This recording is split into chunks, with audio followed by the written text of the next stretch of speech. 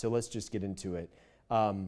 I know how passionately you believe in this budget, and I'm curious to hear you explain it. And I know you've done it in press releases and at press conferences. Why this and why now?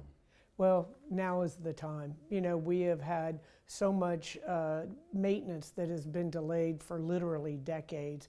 And we had our roads are in poor condition. The majority of our roads are in poor condition or worse. And our community, the City of Tampa residents, voted overwhelmingly for the All for Transportation. So the community wants the roads fixed. And when we look at the stellar services that the City of Tampa has been able to provide to our citizens, many of which they take for granted. You know, you turn on the water, some of the best quality water in the world comes out, set your trash cans out. You know, there's the expectation of this service provision. And we've done an excellent job with that, of being good stewards of the tax dollars. But it's gotten to a point where if we continue on, we will be able to provide those minimal services to the community we have now. But for the growing number of individuals and families that are moving into our city, you know, we're going to have to provide those services to an ever-growing community. And that's over 60,000 people in the last decade, projected to be 500,000 in 2045. And then really looking at that deferred maintenance in our parks, our fire rescue stations, many of those have not been upgraded since the 60s and 70s. Having to hire, we have actually reduced our police force since 2003. And so now with the growing population, we have the ability to get grant funding to add on 30 officers, but that requires funding from the city as well. Same with our fire rescue. We want to be able to keep our community safe. Housing, 26,000 homes we need today. We need today, not tomorrow. There are people who say, I know there are new residents, therefore there is growth in the tax base. And they say, why isn't that money sufficient to at least make this less of an increase? And that is a great question. And we have factored that in with the additional funding that we're receiving in property tax. But just like, you know, everyone else, we have seen those increases in the city's insurance, in the money paying for fuel, in the cost of materials, those types of things. And I fully understand, I don't take this lightly, that this will be impactful for families in our community, some families. But as a community, if we all chip in, then we will be able to lift this city up and grow it to its potential. For the average household, we're talking about $19.29 a month.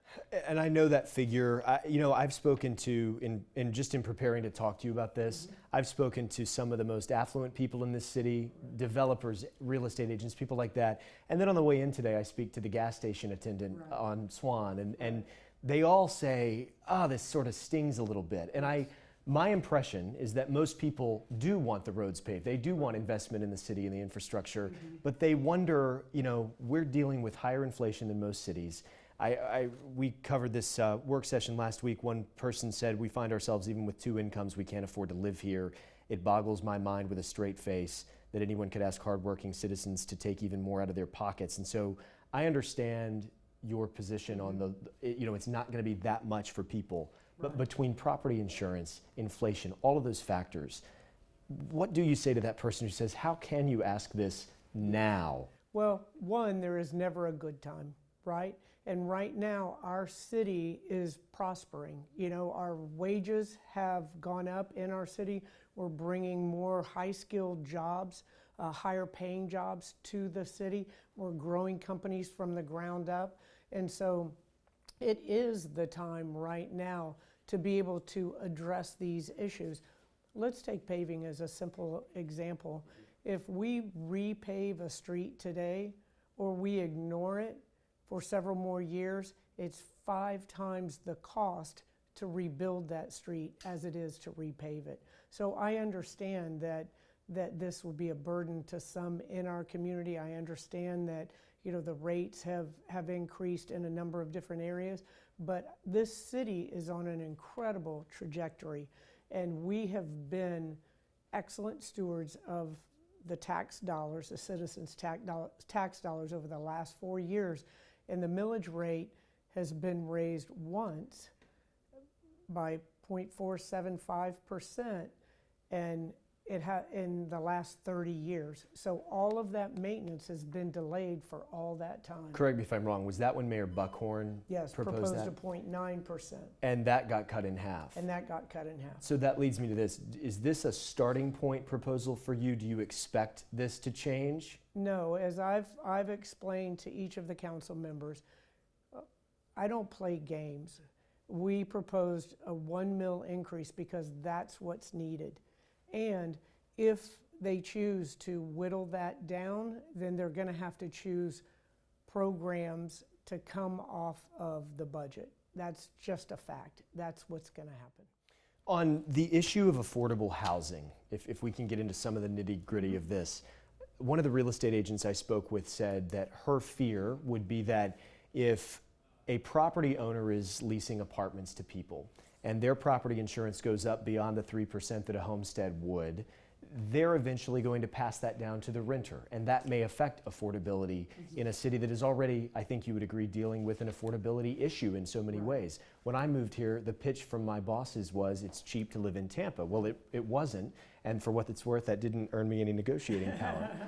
What might happen? Are there adverse effects that you feel might not be accounted for down the road in doing this? Right, we've certainly thought about that, the pass-through effect on this, and that it may be passed through, not maybe, probably will, because the landlords are going to pass it through in most cases.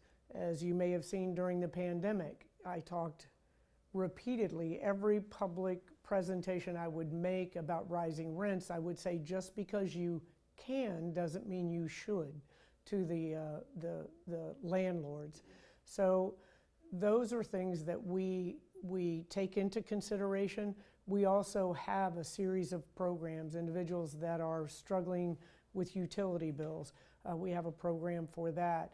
We've got the rental and mortgage assistance that we've been carrying through since the pandemic, and that we work with the county on those programs. TICO is providing relief on some of the electric bills. So we are looking for ways to help those individuals that will find this millage increase a burden on their bottom line. But even I know TICO in the release they put out said, look, this is not even immediate. So there are people who say this isn't coming fast enough. And then there are the people I hear from who say there's got to be room in the current operating budget. There's got to be waste that can be eliminated. What say you to that? Is that possible? That's the common response. And what I would say to everyone, to every resident, I would encourage you to go on to tampa.gov, go through our budget proposal line by line, and share with us any areas that you feel should be cut. Now, there are a lot of misnomers. People will say, well, why can't you take the funding out of the water department and utilize that for paving the streets? Sure. There are enterprise organizations within the city that are run as a business. And so those, you can't mingle those with the general fund. Even with the city's budget advisory committee, each city council member appoints a representative to the budget advisory committee. And in the last 4 years, we haven't received any significant suggestions on ways to cut our budget. We are good stewards of the tax dollar, and we have looked at efficiency and effectiveness for the last 4 years, cut our budget where we could. We've added personnel as a savings approach. For example, the water department. We put a team together in the water department that could carry out these projects and tasks that we didn't have to contract out, thus saving time and funding. So those are some of the ways that, the average person may say, well, you've added people to the bottom line of personnel.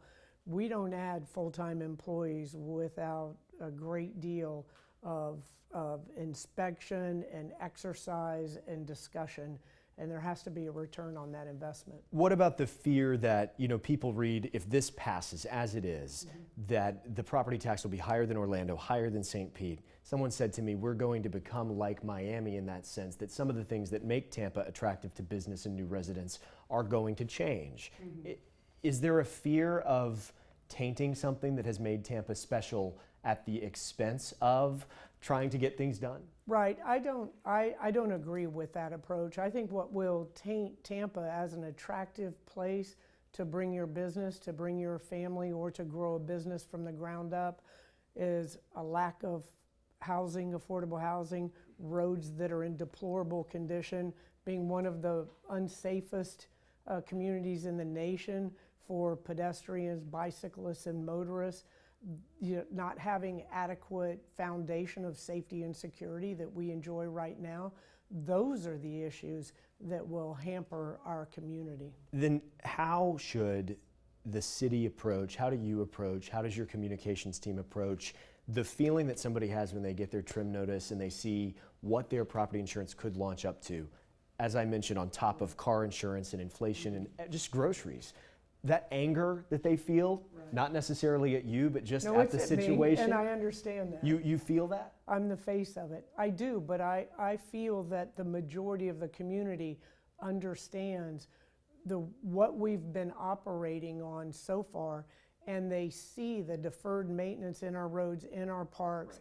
They see that each and every day, and they understand the need for transportation. They understand the need for housing.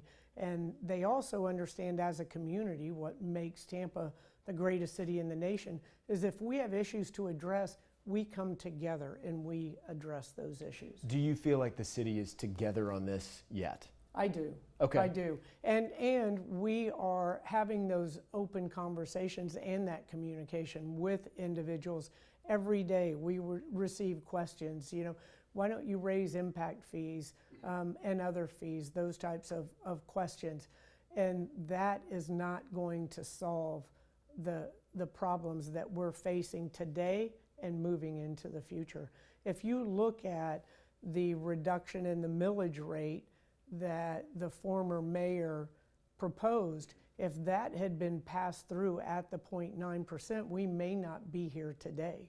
So that's You mean millions. we may not be having to do this? We may not be having to do this. That was hundreds of millions of dollars that we've missed out on, along with the All for Transportation, along with the reduction in our communications taxes. So these decisions aren't made lightly, and they certainly aren't made in a vacuum and without consideration of the impact that they're going to have on our citizens.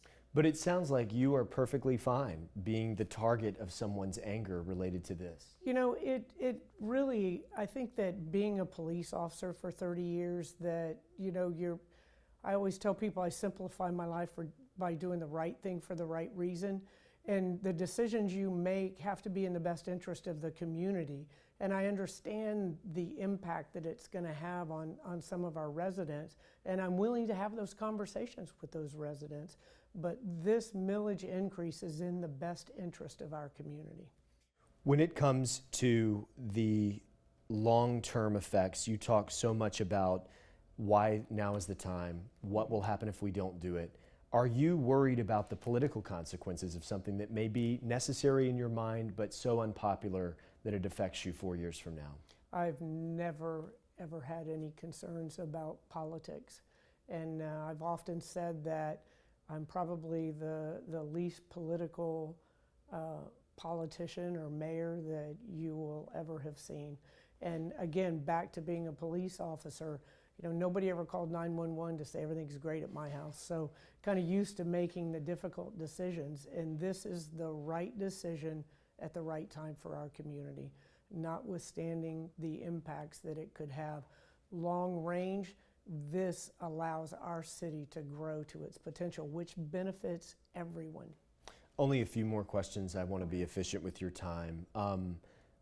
To the person who just will not agree with this, if they only heard one thing you said, and I know you have said a lot, and I don't want to ask you to repeat yourself by any means, but I'm thinking of the person tonight who hears you, doesn't really want to hear about this anymore, they're mad, they're not going to agree with you. Right.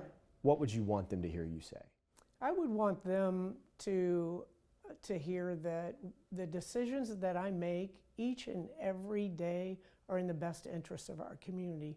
The reason that I ran for this position, I'm born and raised in Tampa, been here 63 years. The reason I ran for this position is because our city's changing more in this phase than it has in my entire lifetime.